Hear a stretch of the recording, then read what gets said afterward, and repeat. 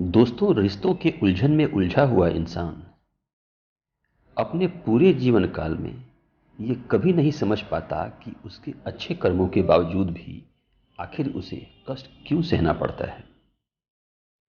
हमने अपने बड़े बूढ़ों को कई बार ये कहते सुना है कि इंसान को अपने कर्मों के अनुसार ही सुख या दुख भोगना पड़ता है। आज की कहानी इसी शीर्षक से संबंधित है दोस्तों। एक गांव के अनाथ नौजवान को सेना में घुड़सवार की नौकरी मिल जाती है। छुट्टी में नौजवान जब अपने गांव आता है तो उसकी मुलाकात गांव के सेठ से होती है, जो बातों ही बातों में नौजवान को कहता है कि बेटा, तुम्हारे तो आगे पीछे कोई है नहीं, आखिर अपनी इस कमाई का क्या करोगे।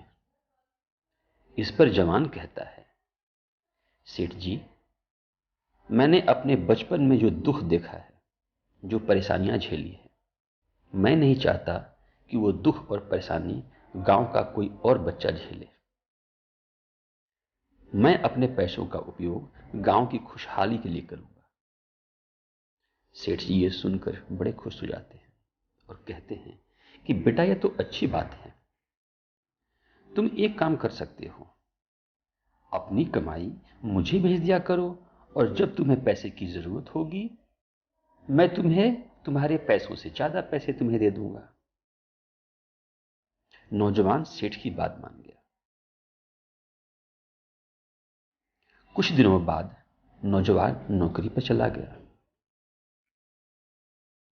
एक रात की बात है। वह नौजवान घोड़ी पर चढ़कर सीमा की रखवाली कर रहा था। अचानक उसके सामने एक बहुत बड़ा पत्थर दिखा। उसने लगाम लगाकर घोड़ी को रोकना चाहा, लेकिन अपने अड़ियल स्वभाव के चलते घोड़ी रुकी नहीं और पत्थर से जा टकराई। इस घटना में